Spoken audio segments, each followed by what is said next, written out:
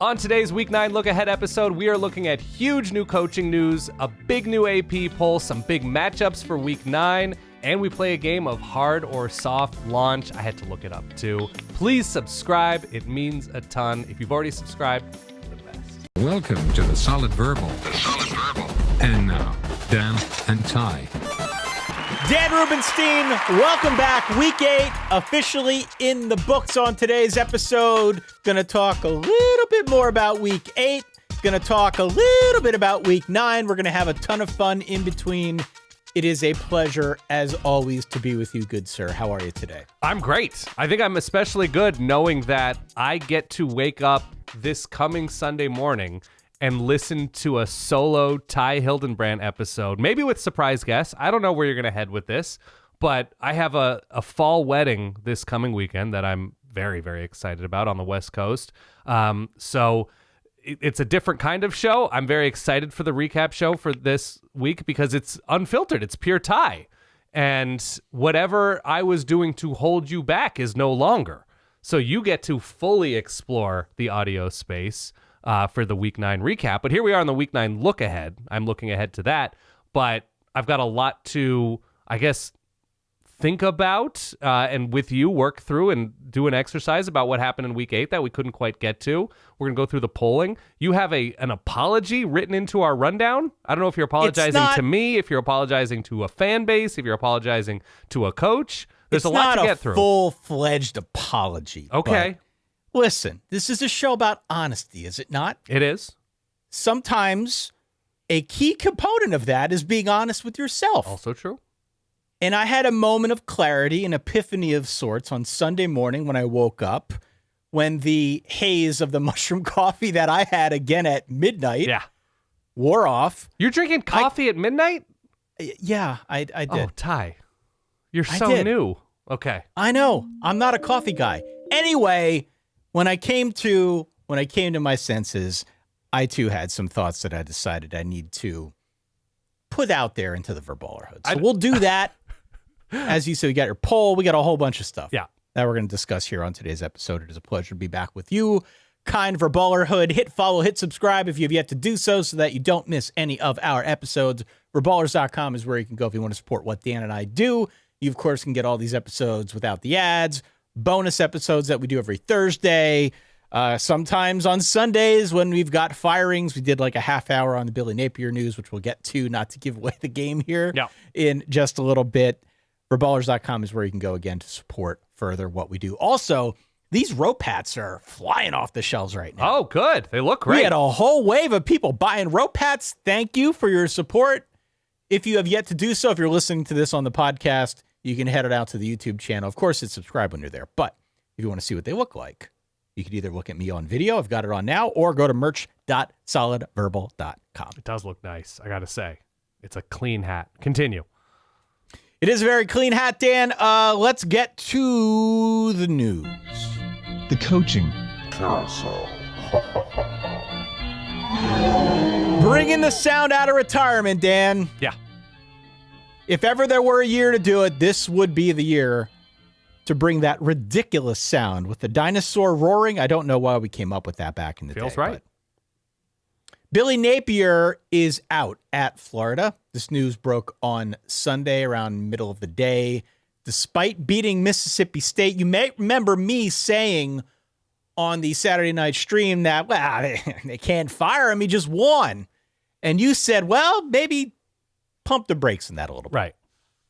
Why don't we just add that to the long list of things that Ty's been wrong about this year? Because Billy Napier is officially out. He was 22-23 as the head coach of the Florida Gators. He'll be owed about $21 million or so in buyout money. Billy Gonzalez will be the interim coach. None of this, of course, comes as any great surprise on the Napier front. It kind of felt like he was on the hot seat more often than not. I will not share the exact contents of the text exchange I had with our friend Richard Johnson of CBS and Split Zone Duo, but suffice to say, I was picking up notes of relief from Florida alum Richard Johnson. So the saga is over. This is obviously a marquee job. We can talk about what all of that means, Dan, but I presume you were not surprised by this announcement. No, not surprised. I mean, look, after a win, it's a different way of going about this, but certainly the manner in which Florida's offense has continued to struggle. I know DJ Lagway threw a couple picks, and it wasn't a consistent performance. That understandably, but it is understandable that Florida, if they felt like this was going to happen, that the bye week and the ability to start speaking in earnest to representation of potential candidates, that kind of thing, as these types of hirings seem to be happening earlier and earlier with, getting somebody in place and getting a staff in place before the portal time.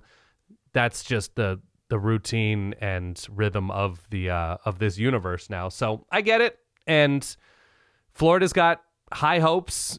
Penn State has had, we sort of used the Billy Napier news to compare it and set it against what Penn State is doing right now in terms of what they hope to accomplish with the new coach. Certainly the expectation and the bar for Florida is going to be very high.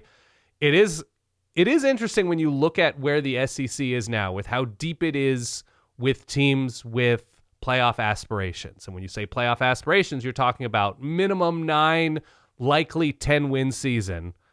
Are there 10, 12 teams now in the SEC that are saying, like, yeah, we should be regularly competing to win 10, 11 games? Mathematically, that's not really going to work out. Texas, Oklahoma, LSU, Auburn, Alabama, Mizzou, like all these teams, all these teams have the same goal in mind, which mathematically is sort of irresponsible.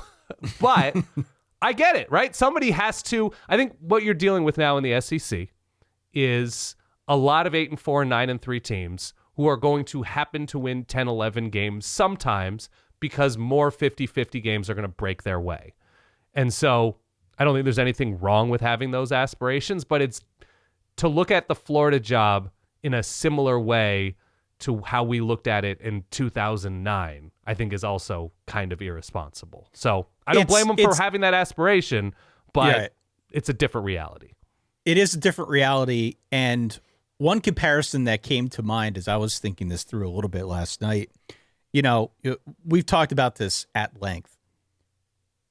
The Nick Saban tenure at Alabama drove everybody in the SEC crazy. Bonkers, yeah. Everybody wanted to be Alabama. That was the standard that they aspired to.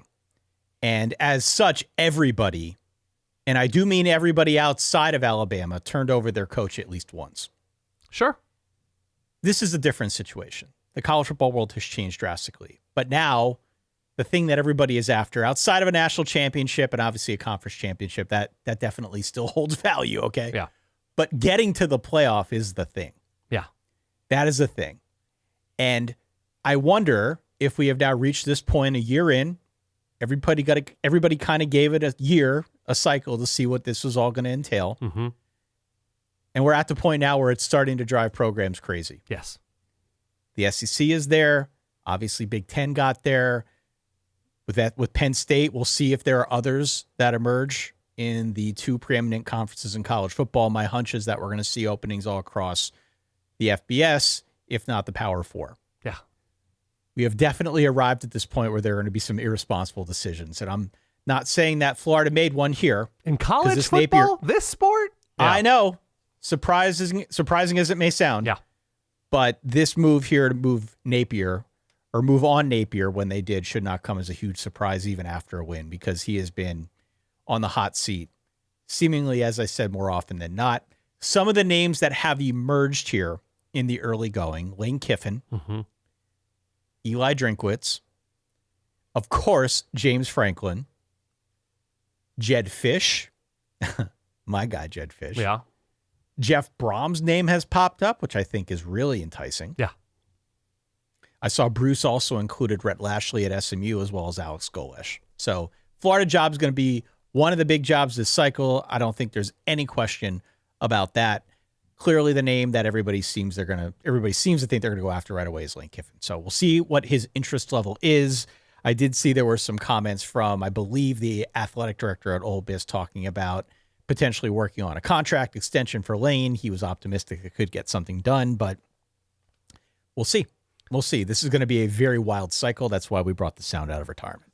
I guess the question with regard to Florida, I mean, the big question is who they're going to hire. I guess the second big question is going to be, how many different oil derricks are going to be named after DJ Lagway in West Texas when he goes to Texas Tech next?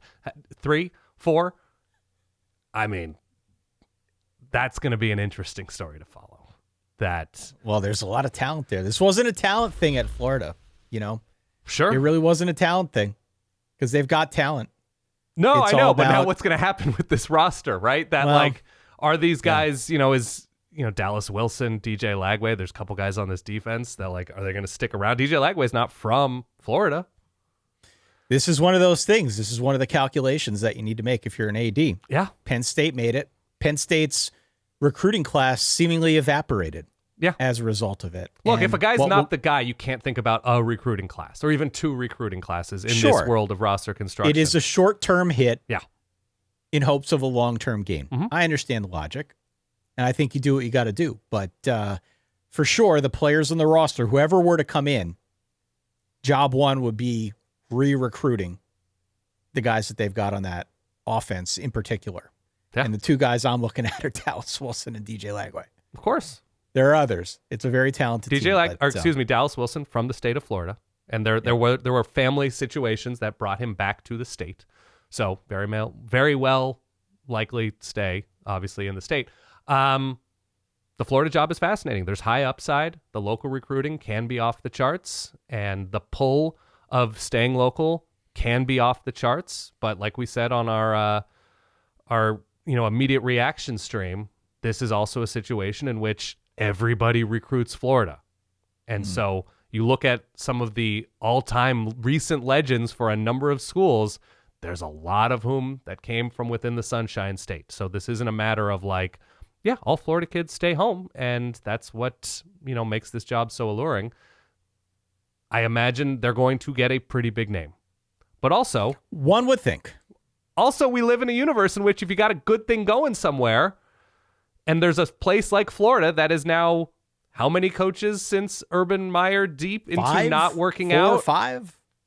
Muschamp and Jim McElwain, and I don't know.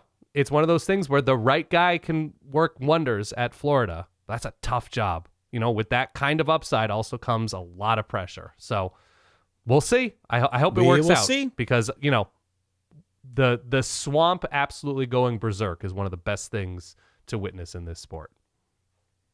Staying in the Sunshine State, Dan. Yes. And more along the lines of the rumor mill, there were some posts out there on Sunday that there were ongoing conversations about Mike Norvell. Shortly before we hit the record button, the athletic director at Florida State, Michael Alford, announced a comprehensive assessment of the Florida State football program, which will be done at the end of the season. For now, they are, quote, fully committed to helping Mike Norvell strongly rebound in the coming weeks. Therefore, the talk about canning Mike Norvell after last year, at least midway through this year, if we are to believe this is more of a thought experiment, it seems likely to me that they will move on, although who the heck knows? It is a hefty buyout, something north of $50 million. Bear in mind, Mike Norvell brought in a bunch of new assistants, brought in a bunch of new players via the transfer portal. They did get off to a 3-0 start. They beat Alabama. Things have since gone sideways. Tommy Castellanos may have been right that Alabama couldn't stop them, but it turns out that Virginia, Miami, Pitt, and Stanford did. Yeah. So, as it stands, they are 3-4. They have lost 4 straight in conference. I'm not sure any of their remaining games are gimmies. So it'll be interesting to see what the results of that assessment look like when they do it at the end of the year. But I at least like that they've come out and said, listen, we get it. We're going to do the assessment. We'll get back to you at the end of the year. Firing them now, I don't know if there is any kind of cost-benefit analysis that has gone on with respect to the buyout and what the language looks like on that front. Maybe they save a few bucks if they do it later than earlier. But alas, Mike Norvell, I don't think, is off the hot seat. For the moment, it's a bit of a stay of execution. Well, look, if Nick Saban were still at Alabama, right, in this alt universe, Florida State likely isn't beating Alabama this season, and he likely isn't getting that huge bump when he was rumored to be a candidate for Alabama, and his buyout is far less, and he's likely gone, right? The 2023 season is now looking more like an aberration than ever, the Jordan Travis season. And even though they weren't exactly week-to-week dominant during that season, they won a ton of games. And so the Mike Norvell experience at Florida State is not defined overall by winning a ton of games. And so it looks like between the recruiting, between the failed swings, it seems, at quarterback otherwise, that it's just not going to work out. And again, if this were like a $17 million, an $11 million buyout, he'd likely be gone. So that seems like the cost-benefit thing right now is either finding money or figuring out how to get out from under this or restructuring somehow. Because we're seeing the same thing happen right now at Wisconsin, that Luke Fickell got we're not doing anything right now. We're going to evaluate things at a different time. And I think the language with Wisconsin was a little bit more, we'd rather invest the money in the roster than start over and pay out Luke Fickell and this staff and then bring in a whole new staff. So there is that cost-benefit analysis, what you can do with potentially the portal, but that's kind of what we were told last year, too, with Wisconsin. Yeah. Well, back to the Florida State thing. Yeah. I do think if this is going to be the end for Mike Norvell, it will be in large part defined by what he did do, I guess in this case, what he didn't do via the transfer portal. You know, it worked out really well when he had a bunch of homegrown guys. It took a while to get there, but clearly the 2023 season was a huge success. It kind of, had a bit of a depressing turn at the end, but when he was working with guys that he had homegrown, it seemed like it worked out a little bit better than it did the last 2 years, where there was much more of a massive roster overhaul, the transfer portal, obviously the quarterback position. This year, as I said, went out, brought in a bunch of new assistants. So they are having a hard time rebooting this thing. They legit could go 0-8 in the ACC this season. They could. Elsewhere, you mentioned Fickell. Yeah. Quiet on that front, as you alluded. There seems to be some activity behind the scenes at Auburn. People talking about the future for Hugh Freeze. Hugh Freeze is a very manageable $15 million. $50 would be ideal. $15 million buyout. It would not surprise me if they decide to make a move sooner than later. There are increasing questions about Brian Kelly at LSU. Sure. There is a lot of speculation. Bill Belichick at UNC. Potentially a Mark Stoops conversation. Let me just say that there are many other whispers out there. And as we have warned now for what feels like months on end, it is going to be a crazy coaching carousel. So get your affairs in order, as I like to say. Just be prepared. Get your affairs in order. Get the go bag ready by the door. We're going to be playing a lot of that dinosaur sound. I think we're going to be playing a lot of wait, how much of a raise did this coach get for not going somewhere? By literally doing the same exact thing he's been doing, but now has a bunch of leverage. Not that this is terribly different than other seasons, but it feels with the number of jobs that are going to be open and that already are open at big places. A lot of agents buying new beach houses. You know it, brother. All right. Write in solidverbal@gmail.com. Leave a comment wherever you can. If you are ever so inclined, we'd love to hear from you on these firings and much, much more. We do have new polls to discuss, Dan. Please. There we go. There it is. New AP Top 25, new Verballer Top 12. The biggest gainers in the AP Top 25, we've got Georgia up 4 to number 5, Georgia Tech up 5 to number 7, Vandy up 7, cracking the top 10, BYU slow and steady wins the race, Dan. They're up 4. Yeah. Now number 11 in the country. Biggest droppers, Miami down 7 to 9. Texas Tech down 7 to number 14. Tennessee down 6 to number 17. And LSU drops 10 all the way down to number 20. This mirrors very closely with what we see in the Verballer Top 12.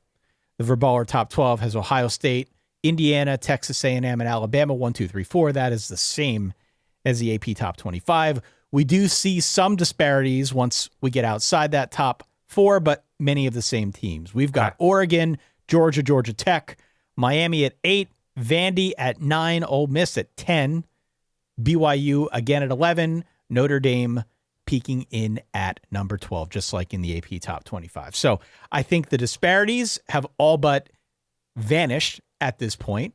We are now 8 weeks into the season. We have a really solid base of understanding for where these teams are at. Unfortunately, or fortunately, depending on your perspective, we see a lot going down each week. There's been a lot of movement week to week in these polls, but it is nice to see that finally the AP poll is starting to mirror the more superior poll in the college football universe, that being the Verboller Top 12. Yeah, so I'm just looking at the AP poll right now. It's 8 of 10. 8 of the top 10 are SEC Big Ten, if my math is correct. Yep. So that's being dominated. BYU is the highest ranked Big 12 team, and then obviously having Miami and Georgia Tech in the top 10 there is interesting. Look, it's a very strange year that certainly like what Georgia has accomplished lately is super impressive. What Alabama's accomplished lately is super impressive. But outside of Ohio State, everybody is like kind of had a scare that makes them look mortal. Nobody has really looked dominant. I guess, again, other than Ohio State, and you look at a 1-score win against Texas now with like, ooh, that's not a great look, but that was week 1. So it's an interesting year for parity. It's an interesting year that there's a lot of movement that is potential from all the way down to like ASU at 24 right now. We'll see on Michigan, but I think there's a lot of opportunity for a limber October, November, which I think is great. A limber poll is something that we live by here, Of course. over at SVHQ. But let me ask you this. Among the teams that are currently in the top 12, Okay. I'm giving you the opportunity to sell one of them.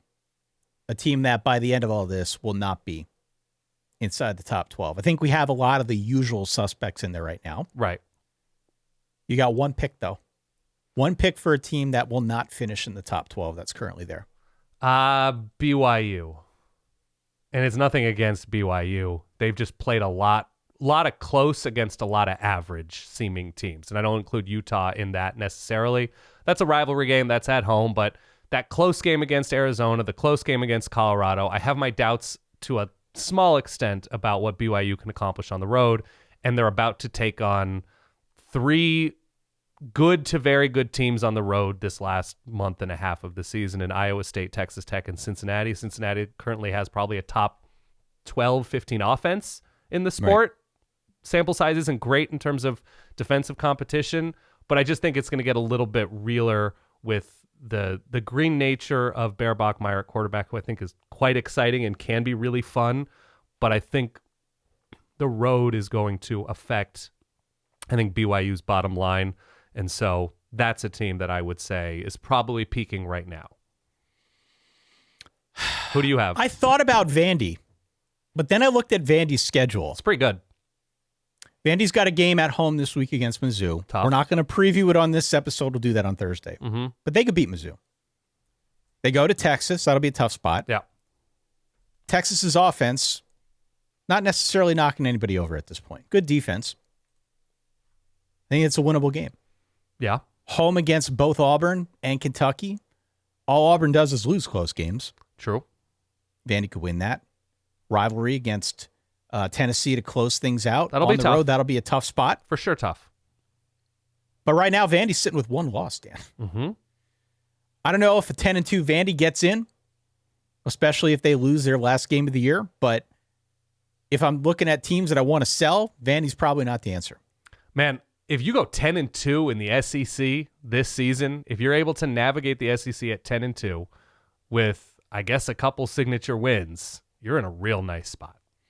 You really are. I think the team that I am settling on for now is Georgia Tech. Wow. Okay. And I like Georgia Tech. Georgia Tech has yet to take a loss this year. They have been in a handful of close games. I'm thinking of the Clemson game, thinking of the Wake Forest game. Even the Duke game, to an extent, was close. Sure. But I hearken back to something that you and I have talked about a couple times over now. And though this is a good team, it's a tough team, we like Haynes King. Haynes King, thankfully, has stayed pretty healthy so far. Yeah. Definitely feels like there's a loss in there. I agree. Somewhere along the way.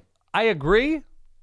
And it's amazing if you're Georgia Tech to go 11-1 against, a reasonably tough schedule that certainly finishes with Georgia. That game is it's in Atlanta, but not at Bobby Dodd. Right. I had circled those Wake Forest and Duke games as those spots for an imperfect team to go down on the road, and they found a way. So Yeah. I'm believing a lot more than I was before in terms of Georgia Tech continuing to find a way, because the defense has improved very clearly. Yeah. And as long as Haynes King is upright, he finds ways to move the ball forward and move the chains. So Georgia Tech is in a great spot. And so I'm not done doubting the super high end of their ceiling. They look really, really good.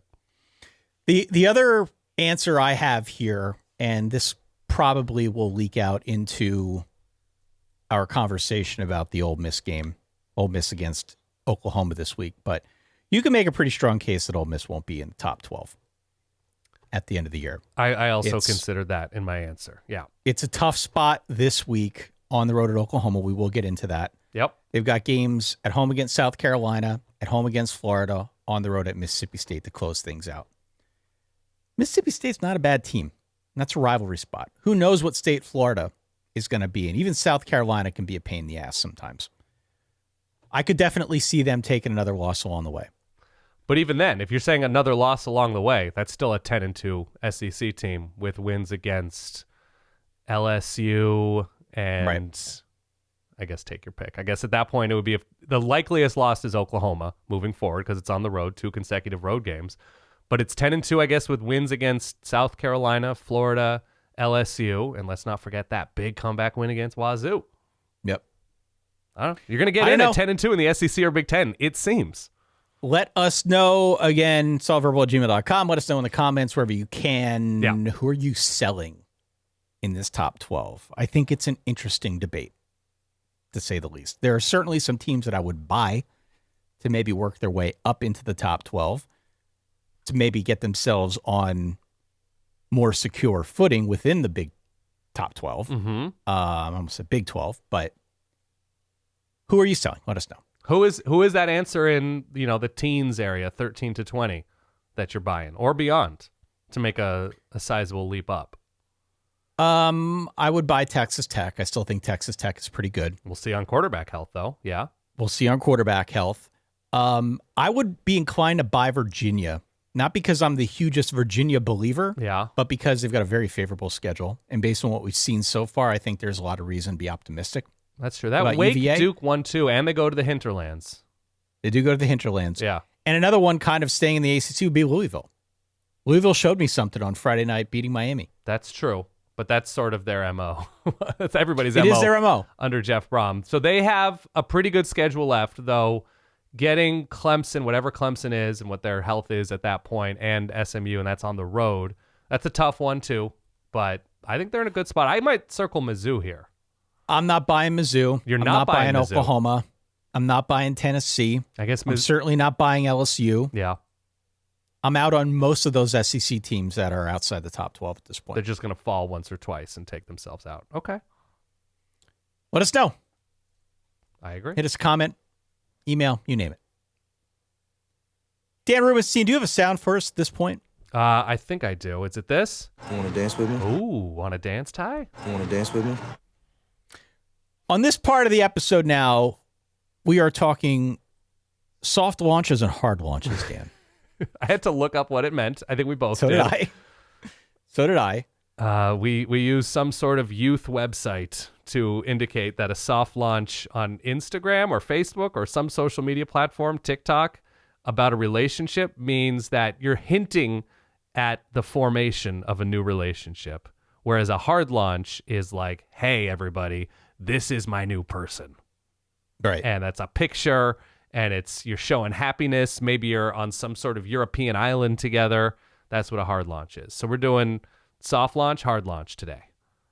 Dan, you're going to give me some of your college football takes. Yes. Some things that you have been stewing over. We're going to have a conversation, as we always do here, but I am going to make the determination whether that's a soft launch situation or if maybe you should just go for it and go hard launch. Right. What do you got first? Well, I was just going to make this about teams, or I guess quarterbacks or situations. Like, you seem like you're ready to hard launch Virginia as a playoff contender. Yes? No. You're not ready. No. This is a soft launch for you. It's very much a soft launch for me. Okay, I'm staying I friends like with Virginia. UVA. I do. Yeah. I like their schedule. I like what we have seen so far. Yeah. There is definitely still a mental block when it comes to UVA. Okay. Like, I don't understand how we got here so quick. And that is not got anything to do with Tony Elliott, Chandler Morris, and what they have done in Charlottesville. Okay. That is completely separate. This is a me thing that I'm talking about here. And so, no, I'm not ready to commit to that bit yet, but I'll soft launch it. Okay. Are you ready to, and I'm gonna hard launch it here. The Pitt Panthers, you never should have abandoned them after losing to West Virginia, right?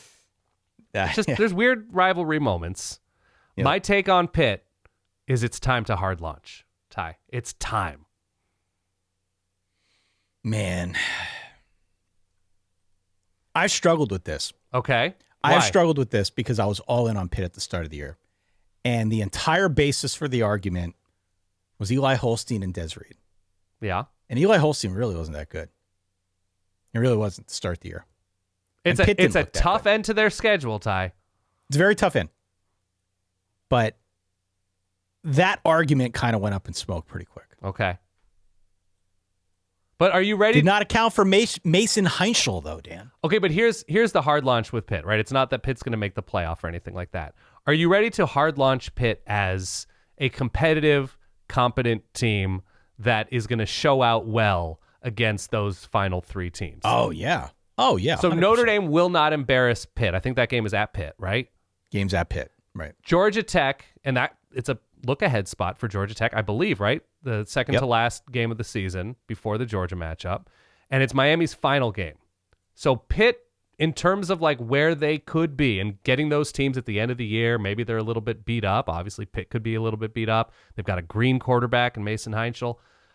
You're saying Pitt will be a fully formed, competitive, dangerous team throughout the back half of the season. Look, there's a gumpy quality to that schedule. Sure. Where they're going to be adjacent to other teams that have a lot to play for. And who knows where the ACC is going to go. Right. Right. Pitt could find itself having a lot to play for in terms of the conference. I don't know. Mm-hmm. But all that being said, yeah, I think what we have seen recently, the switch at quarterback has definitely given them a spark. They have looked better, and they will have plenty of opportunities to be more of a factor in this thing the final month and a half of the season. So, yeah, let's hard launch it. I'm in. Let's go. I hard launched it at the start of the year. Yeah. What the hell? Let's do it again. Let's do it again. I'm ready to be hurt. I'm going to be very specific about this.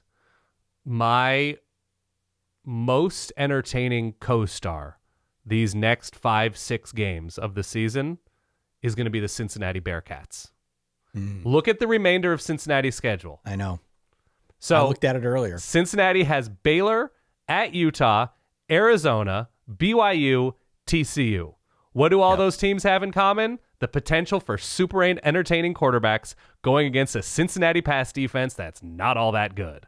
Cincinnati's own passing game has been terrific. Their own offense have been terrific.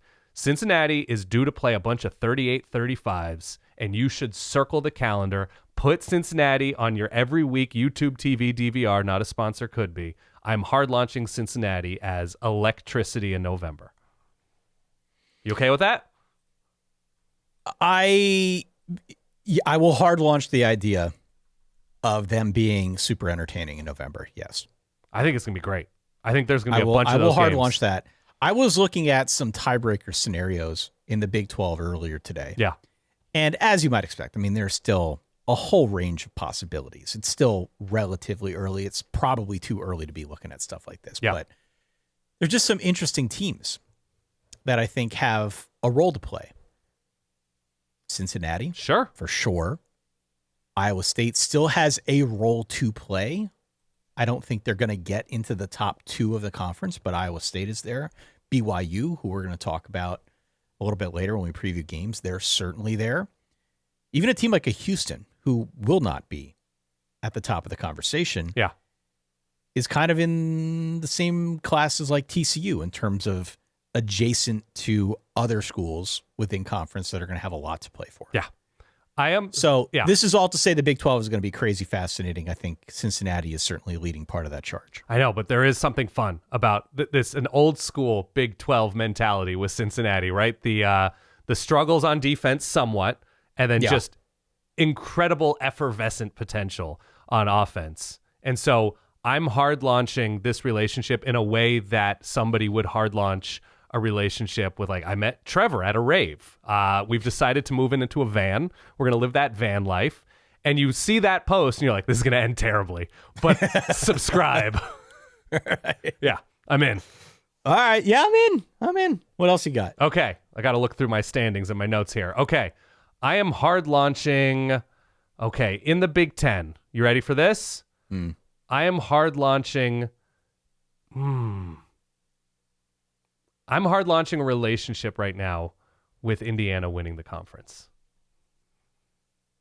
Are you ready? Will you come on this journey with me? They're going to end up in the game. They're going to end up in the game. They're going to end up in the Big Ten title game. I don't have a dog in the fight, okay? Yeah. And I don't want this to sound like I am favoring. Sure. It would be a pretty crazy storyline if Indiana ended up beating Ohio State to win the Big Ten. Yes. I mean, it would have been crazy last year. It's equally as crazy this year. I still remember doing the previews where we argued over whether Indiana or Illinois should be 4th or 5th. All that stuff's gone out the window now. Indiana's really good. They beat Oregon on the road. They're killing teams. Yeah. Maybe not Iowa, but they're killing everybody else. I'm willing to go on the journey with you. I am soft launching the idea, though, because Ohio State has looked unstoppable on defense. I hear you. Totally. They have looked unstoppable on defense. I'm curious to see what Indiana looks like the rest of the way. I mean, they had their way with Oregon. Penn State, that game, Penn State's in disarray, but the game is in State College. It is still a decent enough Penn State defense. I'm curious to see if they can provide some resistance, even if they're not able to get anything going on offense. Right. I'm only going to soft launch it, Dan. You're going to soft launch. Okay, this is why I'm hard launching. Ohio State plays nobody all season long. I know. I was looking So at I'm that just too. saying the ability to self-scout and respond to adversity and figure out, okay, this team is doing this interesting thing. Penn State with Ethan Grunkemeyer, Purdue on the road, UCLA, Rutgers, and then, of course, the Michigan game. I don't believe they're going to struggle with Michigan this season. I don't. Look, it's different. Weird things keep happening with this game. I mean, we keep saying that about Ohio State and Michigan. I think it's going to be okay for Ohio State this season. That's my prediction. But I don't think they're going to have that specific experience that will help them in this spot. Like the big reason they had their wake-up calls last season, they had a wake-up call on defense after that Oregon game in Eugene and a wake-up call after the Michigan game. It didn't end up playing in the Big Ten championship game. I think there's something that's going to be more tested about Indiana by the time they reach that point that is going to give them an advantage. Man. If they play that game in Indianapolis, too, that's basically playing the game a in home Indy game for Indiana. Well, every game is kind of a home game if it's a big game involving Ohio State. They travel. But they Indiana do travel, travels. but Bloomington's only like what? It's not far. An hour away, if that, Right. from Indianapolis. Yes. I could only soft launch it. Doesn't mean I won't root for the storyline because I think hear it ya. would be a cool zag as opposed to what we're used to. Yeah. I'm not fully there yet. What do you got next? We don't know exactly how good Ohio State is. We are nearly positive they are undoubtedly excellent. But you'd like measuring sticks here. I don't know, man. I watched some of their defense this week. It's and they're amazing. ridiculous. They're ridiculous. Undoubtedly. They're so good up front. Yeah. They're so good up front. What else you got? Okay. I'm going SEC. Well, I'll go Mountain West. I'm kind of getting to a really serious place with San Diego State. San Diego State. San Diego State. Okay, so talk me through the Dan Rubenstein evolution from San Jose State Yeah. to San Diego State. Why are you here? Are we hard launching? Are we soft launching? How serious is this relationship? This is how serious it is, okay? San Diego State's offense is average. Their defense is very good. They have basically one good offense left in Boise State, and the game is at home. San Diego State plays the following defenses in terms of defensive SP Plus ranks to finish out the season. Number 77, coming off of a bye this past week in Fresno State. Wyoming 80, Hawaii 73, and that's on the road. That'll be difficult. Boise at home 71, San Jose State 117, New Mexico on the road 112. That would put them at 11-1. With a comfortable loss to Washington State and a 34-0 win against Cal. Also a 6-3 win over Northern Illinois back in week 4. Win your clunkers, Tyler. Win your clunkers. Yeah. I'm just saying, San Diego State right now has, their offenses that they're going to face 110, 94, 86, 81. It's basically a one-game season to me if you're going to oversimplify the rest of the Aztecs here. They're in a really nice place. And they were bad a year ago, so Sean Lewis is doing a good job. Sean Lewis is doing a very good job. It's led by their defense, and you look at the offenses that they faced, obviously. This is not a roster of incredible quarterbacks faced. But I think they could be one of those teams where you look up around Thanksgiving and you're like, oh, San Diego State's in the driver's seat for the playoff. Okay, sure. Great. I just think they're in a good place. I'll soft launch that. You're going to soft launch San Diego State. Yeah, the Mountain West is weird, dude. It is weird. It's weird. And when you've got a 6-3 win over Northern Illinois, I don't know. They don't make sense. San Diego State they really don't. Like this to me is kind of like one of those magic eyes where you got to cross your eyes and like move the page back and forth until you see the sailboat. Sure. I kind of feel that way with San Diego State right now. I'm not sure what they are. I'm not sure I fully see it at this point. I'm glad that you do. Yeah. And I'm glad you're into it. But I don't know. My eyes are still crossed right now looking at the Aztecs, and I'm not sure what I'm supposed to get out of it. Okay. And Boise has a bye before that game against San Diego State, but it is after Fresno. Next take. You ready? I don't think anybody is finishing the SEC season with one conference loss. Hard launch. I'm in. Yeah. I don't think anybody's going whatever it is. No. 7-1. No, I don't think so either.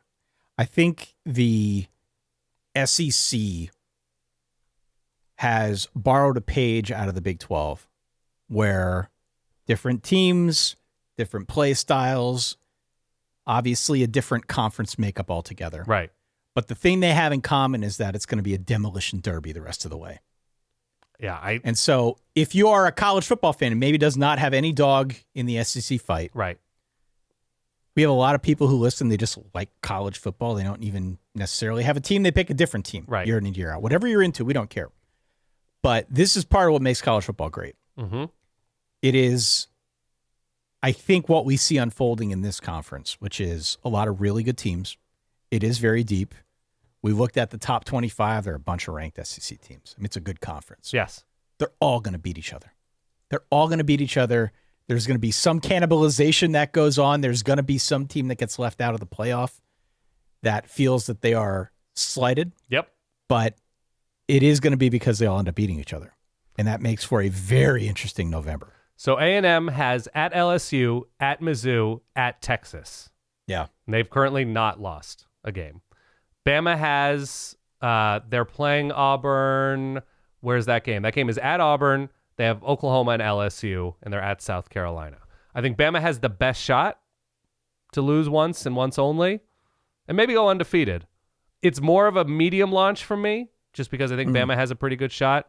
I'm worried about the A&M defense in this moment, though they did improve, as they generally do in the second half against Arkansas. I think they allowed 40 or 50 yards on the ground only after just allowing everything in the first half to Arkansas on the ground. But, yeah, I think November, October, bloodbath. I've got one for you. Please.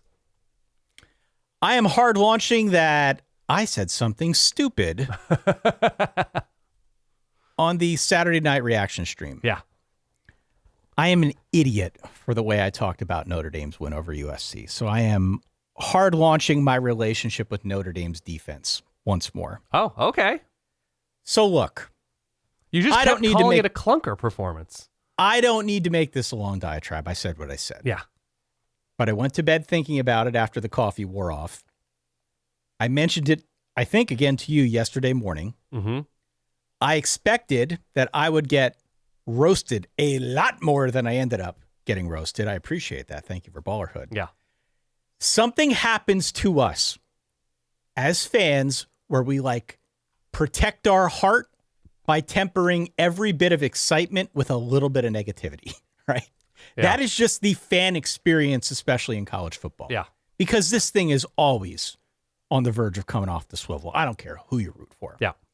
And I think that is especially true for you and I, Dan, because we have never made any secret of the fact, Oregon fan, Notre Dame fan, Penn State alum, we've never tried to conceal the fact that we have rooting interests here. Right. It's part of the show. It's part of who we are. People tune in for that.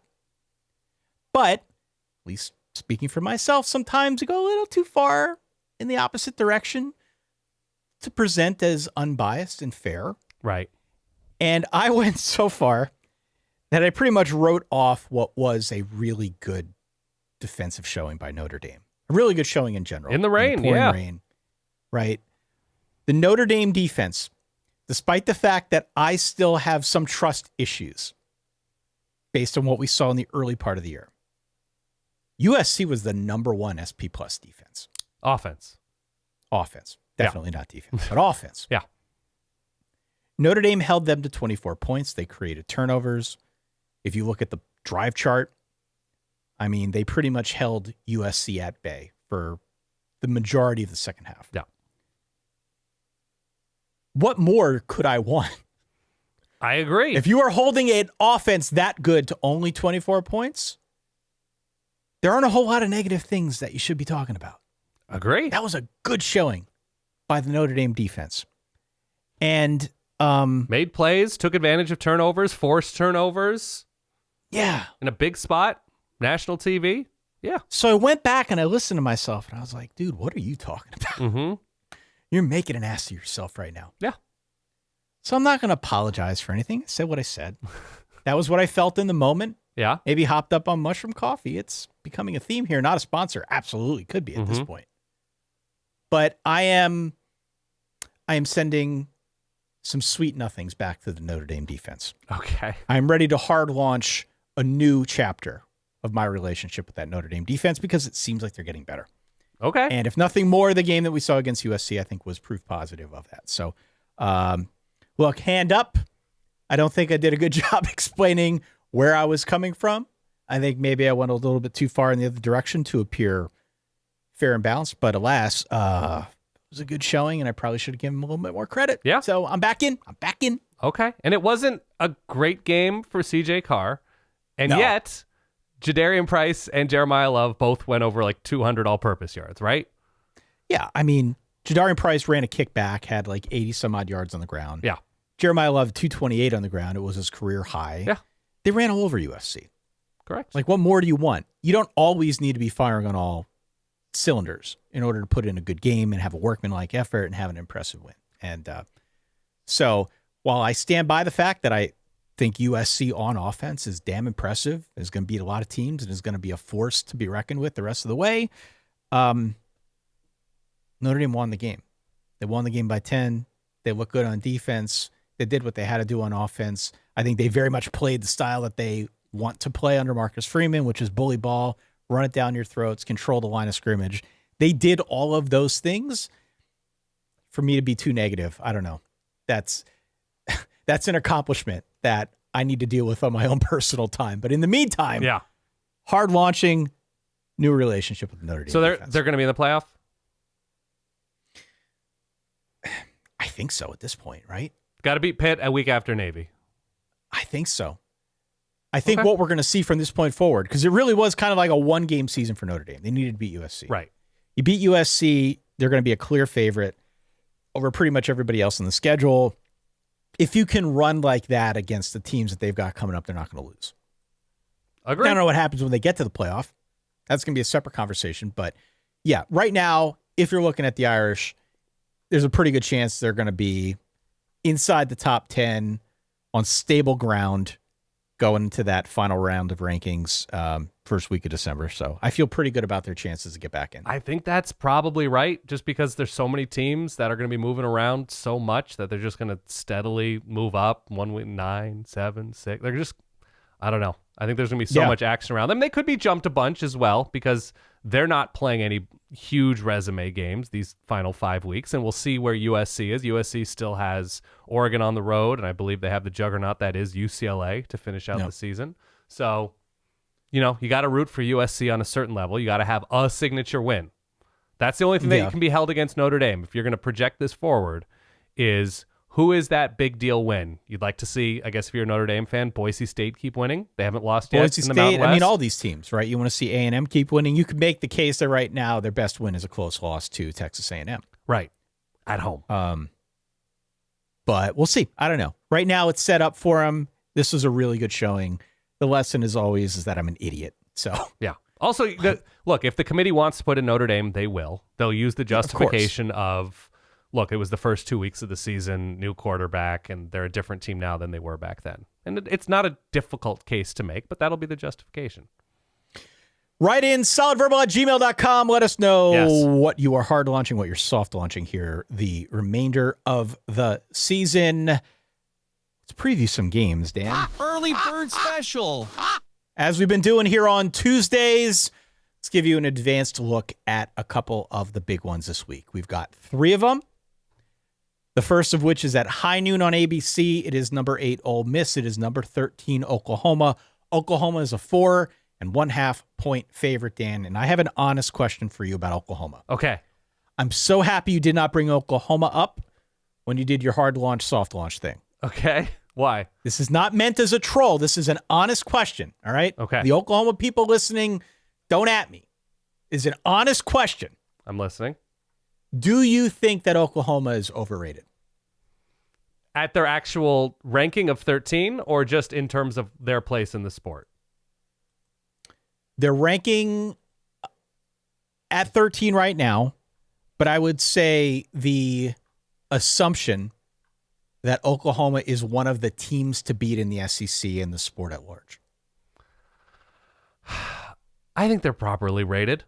I think they're looked at as likely flawed in certain aspects offensively, though what they did against South Carolina, a South Carolina defense that's okay, a South Carolina offense that's been terrible this year, that was a losable spot considering their lack of performance against Texas. To let that rivalry loss beat them twice. Continue. Here's why I asked this, okay? Okay. For all the talk about Oklahoma's defense, Mm-hmm. have we seen them against a high-powered offense? We saw them against Michigan in week 2. Yeah. Auburn in week 4. That was a very early Bryce Underwood start, and Michigan's offense is fine, but not incredible. Sure. But case in point, moment in time was definitely not a high-powered offense. Right. Texas 2 weeks ago was not knocking anybody over with their offense, even though they won. Right. South Carolina last week. Now this week, I think Ole Miss is a completely different conversation. We'll get to that. But you consider the other side of it, too, with their offense. And a lot of talk about John Mateer, how he's come in, he's revitalized the offense. That is not untrue. But their 26 points last week against South Carolina, that was the most they've scored against a power conference opponent. Right. So the reason that I asked this, we haven't really seen the defense go up against a great offense. And we haven't seen the offense, albeit better, put in an incredible showing against a power conference opponent. So I say 13th. I look at the teams that are left on this schedule. It's tough. Tennessee, Alabama, Mizzou, all still on this thing. These are good offenses. I think it's a fair question. Yeah, I think they're due for a dip, but in terms of what they've accomplished thus far, I think their starting point of what their defense can be and has shown itself to be against lesser offenses, I think there's less to worry about this Oklahoma defense than there is defenses across this conference. So it's not perfect. It's not incredible, but I think it's going to do them a ton of favors. I think the fact that they can run the ball more is going to help their defense, right? That if indeed it's Torrey Blaylock and Xavier, fill me in right here. Is it Xavier Williams? I'm sorry. I apologize. It's going to give their defense a little bit more rest. They're going to be able to control more games, hypothetically, if this continues. And so I don't think they're overrated. I just don't think they're built to win in a number of ways like I'd like to see a team built like against the rest of this schedule. So Xavier Robinson, excuse me. So I think they are at the moment properly rated.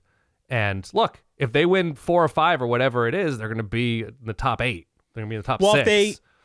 If they show out against their remaining schedule, yeah, they should be. Yeah. I'm a believer in Oklahoma as a good team with questions about the lack of winter wonders out wide, different ways to win. You're still dealing with John Mateer coming off of a pretty significant injury, and he's not 100%, though encouraged by recent results.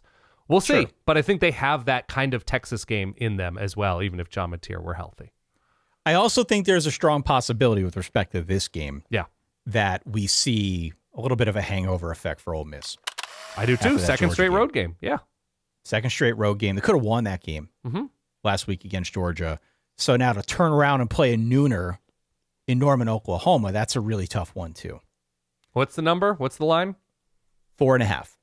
I like Oklahoma here. I like Oklahoma because if what they're able to do on the ground is for real, that's the very specific weakness that Ole Miss has had.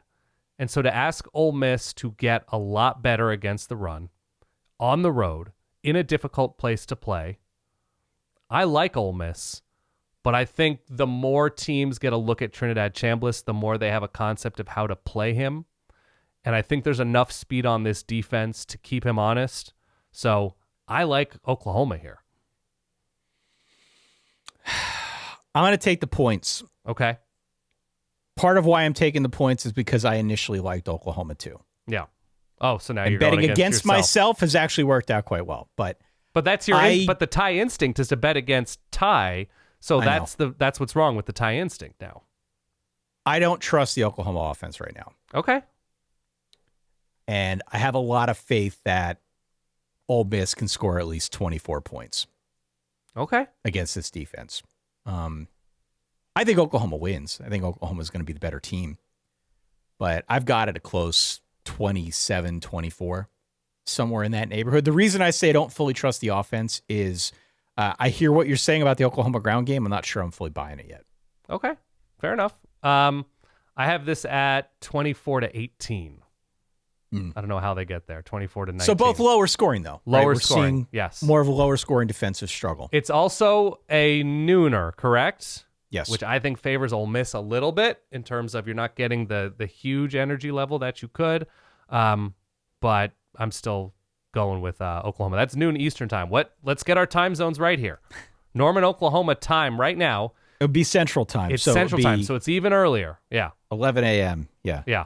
Oxford, Mississippi time right now, also Central. Okay. So it's not a body clock situation at all, but it's a little bit more, can be a little bit more lethargic or whatever playing that early.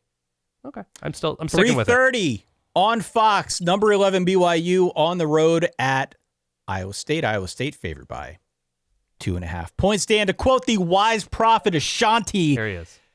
This game's about trust, babe. Yep. It's about us, it's about trust, babe. I hung on to my preseason projections for a long time. Mm-hmm. And I continued trusting Iowa State. And that is despite the fact that they have basically been screaming, hey, don't trust us. Right. Don't trust us. We're not trustworthy, actually. And now what's happened? Now the clones have kind of put themselves in a bit of a box. Because they basically need to win out. They need some help in addition to that if they want any chance of getting back to that Big 12 title game. These next 3 weeks are critical. They've got the BYU game, which we're going to talk about here. They've got ASU on deck. They're on the road at TCU. My issue is despite my preseason projections, I am at a point where I no longer feel like I can trust these guys. Okay. And if you look at the body of work, the best win might be that close loss to Cincinnati. Not a lot on here. Look at the resume. Yeah. So I'm really mixed on Iowa State. There was a lot that I liked about them coming into the season. I still like Rocco Beck. The best of all Roccos, of course, the Boar. but they're banged up, especially on defense. BYU is a tough team, I think, to fully understand. I don't feel like I can trust Iowa State. So my inkling here is to go BYU. I'm going Iowa State.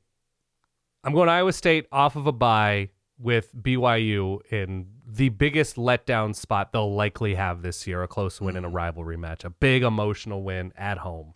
I think situationally it's just a nice spot for Iowa State.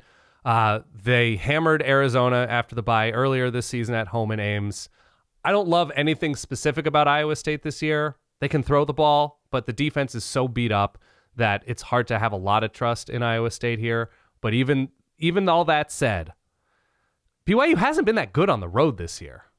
They win. They've won. Winning is better than losing. But, sneaking by Arizona and Colorado, they weren't, comfortable wins for BYU. I think they're a good team. I really do. I'm going Iowa State situationally here. I think they win this in a relatively low-scoring fashion as well. I have it 24-20 Iowa State. I think BYU's proven to me that they're winners. I agree. And it's important to consider the context for BYU because they lost their quarterback a couple weeks before the season. Yeah. And so Kalani Sitake decides they're going to start a freshman. And suddenly they're 7-0. Mm-hmm. They're very much in the playoff conversation. If nothing more, they're very much in the Big 12 conversation. The only two reasons that you don't trust BYU right here are A, if you're worried about the letdown effect, which I think you mentioned. Yep. Or if you think it's a bad matchup. And I don't know if it's a bad matchup. I'm with you. Like at BYU's core, I think they want to play slow and they want to run it. And I think the running game will very much be there. As long as they don't come out with that hangover, the running game's going to be there. Iowa State's 114th in yards allowed before contact. If BYU wants to try and grind this one out on the ground, I think it'll be there. Yeah, I don't know. So I think it's time that I let go of my preseason assumptions. I think I took this. It's about time I take the season for what it is. And I think BYU is a winner. So you're breaking up with Iowa State, is what you're saying on this soft, hard launch episode. Okay. I am, which is great news for the Clones fans out there. Congratulations, everybody. Yeah. Low scoring, ugly BYU wins 23-16. Yeah. I don't think their act is together enough to weather the letdown rat poison here. Rat poison, damn. We got one more game here. Please. 7:30 ABC. Number 3, Texas A&M. Number 20, LSU. This one in Tiger Stadium at night. Texas A&M, a 2.5-point road favorite. A tough spot for them. Yeah. They're surely no stranger to loud, raucous stadiums, but Tiger Stadium, everyone's going to be rooting against them. It's not Kyle Field. So that part clearly favors LSU. Defensively, if you look at the numbers, these teams are about even. The big disparity is on offense, though. Our friend Bill Connolly, he ranks everything a million different ways. He's got A&M as the number 6 offense in the country. LSU is number 48. My question for you, and we ask this about a bunch of games week in and week out, how many points does LSU need to score in order to win, and do you think they can do it? To win this game, I think they're going to have to be able to score 30. I think the varied nature of Texas A&M offense, Texas A&M's offense with how well they can play balance and what they can get speed-wise on the outside, I just think they're capable of scoring 30 anywhere against pretty much anyone. And if LSU's offense were pretty good, if there was decent balance, not incredible, but decent balance, there's a lot to like about LSU here. Now, what are we talking about here line-wise? We're talking about LSU 2.5 points as a favorite, not as a dog. No, we're talking about Texas A&M as a home. We're No, talking about LSU Texas as a A&M home as dog? a road. Talking about LSU as a 2.5-point home dog. Well, now that becomes interesting. I read this wrong. I read this line incorrectly. I like Texas A&M as a team more, but I'm going to stick with my rubric here, Ty. I think the A&M defense was exposed a little bit more than I would have liked. This is a second consecutive road game, is it not? Mm-hmm. Texas A&M, second consecutive road game against a really good defense on the road, and that home team is a home dog. I'm taking LSU here. I'm sticking with my rubric. I don't think Texas A&M... What's the rubric? The rubric is you take a home dog with a good defense at home. That's a home dog. A good defense at home as a dog. Have you stopped With a crazy crowd. incorporating the quarterback situation? I've never incorporated the quarterback situation. Oh, you've into always this. talked about quarterback and defense. What are you talking about? No, that's to make a playoff. I'm just saying, just in terms of picks. This rubric changes every time we talk about it. No. Making a playoff, you need quarterback and defense. My picks, I will almost always take a good defense as a home dog in front of a raucous crowd. You're nuts. You are nuts. Look, You know I took that? South Carolina last week against Oklahoma. It's not perfect. But Man, see, I think A&M's game plan is going to look a lot like Vandy against LSU. sure, And Vandy ran for 239. They gave a bunch of different guys the ball. totally true. They used Diago Pavia Thank you. to keep the defense off balance. They didn't exactly air it out, but, that Pavia threat kind of opened everything up. I got to believe that Colin Klein was watching that tape and licking his chops. Okay. Because Marcel Reed can do a lot of that same stuff. He could be better at it. And on the LSU side, I get where you're saying. I don't like that this is a night game. At least from the A&M perspective. In Tiger Stadium, that's a tall order. Yeah. But bear in mind, LSU is basically a half team with a half offense. Agree. Totally agree. Does that mean they're a quarter pounder? Sure. An all-time classic favorite. Like, if you want a true ricochet shot at Brian Kelly, you could say that they're a quarter pounder with sleaze. Oh, man, Ty. But that's up to you. I'm not saying that, of Okay. course. I just don't think LSU's got enough variety on offense at this point to win this game. Ty, everything you're saying is right, but everything you're saying exists in a vacuum. This sport doesn't exist in a vacuum. You're talking about children traveling from Texas A&M to Arkansas. They Not don't have far. enough variety. There's not enough variety for them I to think win. you're totally right, Ty. But do teams ever come out flat that should win and don't?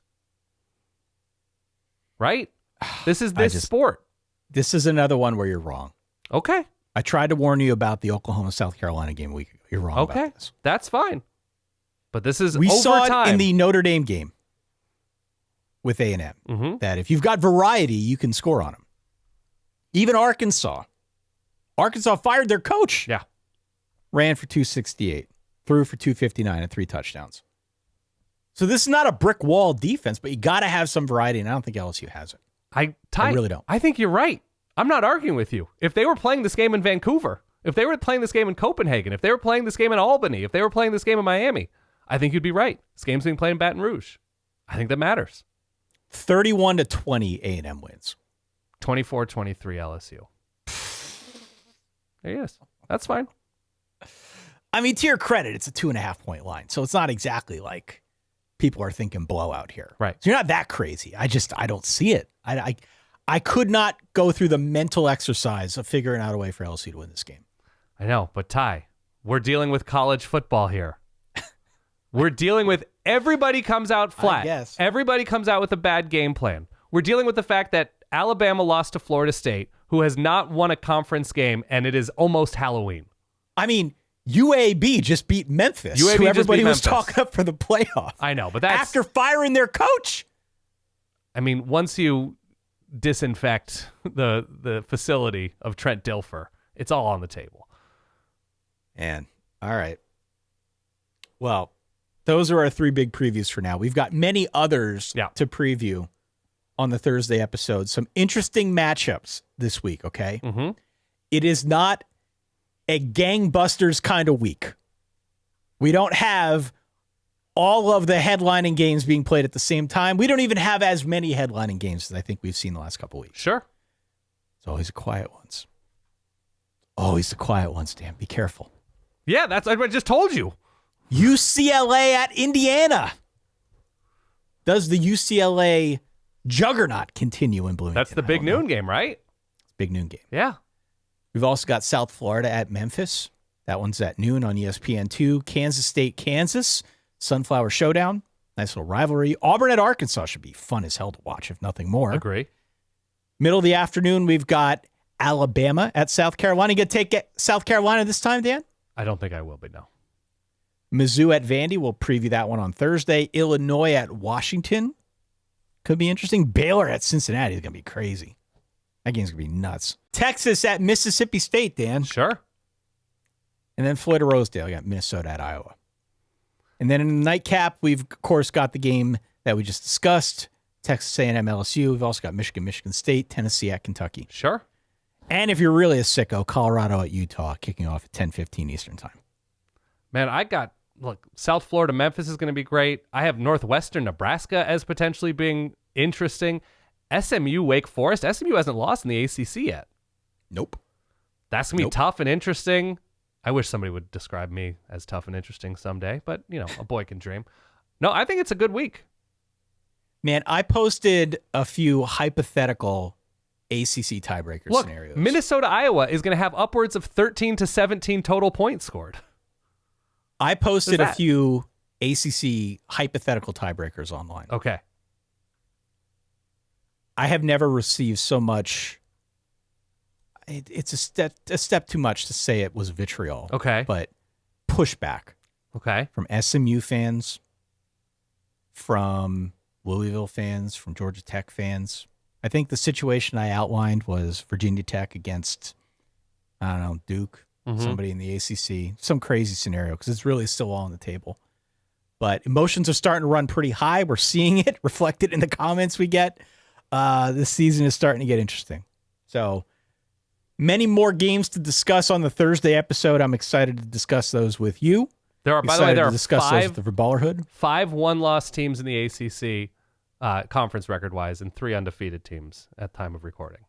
There's a lot. Crazy, right? Yeah. Crazy. A comment here. This is an Apple Podcast review. Okay.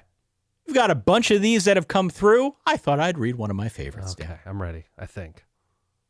From Leprechaun 60. Still great after many years. 5 stars. Hell yeah. He did write this before hearing what I had to say about Notre Dame against USC. Okay. So maybe the opinion has changed. I don't know. Okay. Been listening for over 8 seasons. Still great. The guys know their stuff, and their love of college football comes through each and every episode. So much better than all the TV talking heads. Dan and Ty forever. Thank you, Leprechaun. We appreciate it. Thank you. Please submit your Apple reviews wherever you can. Anywhere you can leave a 5-star review, we appreciate it. Of course, leave us a comment wherever possible. I'm going to start reading more of these. Just because we get so many good ones, I want to pay sweet homage to those of you who take the time to interact with us.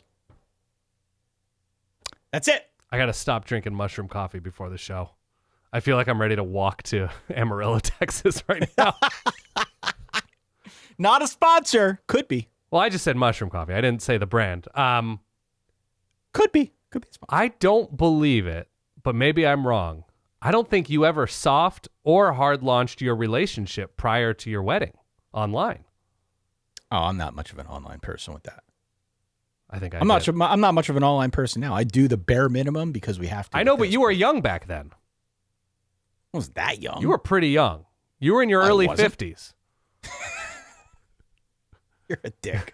It's true. I hate you. Yeah. No, I don't think you did. That's okay. I think I might have just flipped over the old Facebook machine when we got married. Got it. And maybe I changed it to in a relationship at some point. I don't remember. That's not really how it's done now, in but yeah. Yeah, I haven't been on Facebook in an eternity. Right. Yeah, I don't know how I would adapt to these new changing times. I don't know what I did. I think it was a soft launch, and then I was like, oh, I'm married now. I'm engaged now. Yeah, I think that's what mine was way back when. But okay, good to know. I've heard the term out there in popular media. Yeah. I'm glad that you are bringing it to the Verballerhood, but yeah, I'm also glad that you explained exactly what it meant because I had to look it up before the show began. Yeah. That's all. All right. Well, on that note, hope you enjoyed today's episode. Covered a lot of ground. Yes. Again, write in, let us know your reactions to the coach firings, the coach rumors, the Verballer Top 12, which college football relationships you are hard and soft launching, your picks for week 9, at least the games that we discussed, and what games you're most excited about in the Saturday that is to follow. I'm hard launching a number of athletic department receptionists saying, it's James Franklin on line 4 these next 2 months. It's James Franklin again. Should I tell him no? Okay. I'm anticipating a lot of hard launching of James Franklin inquiring about various new positions in warmer climates. For that guy over there, Dan Rubenstein, for myself, Ty Hildenbrand, thank you as always for supporting. Leave us those reviews and comments. Yes. We'll do our best to read them on the next episode. In the meantime, you know the drill. Stay solid. Peace.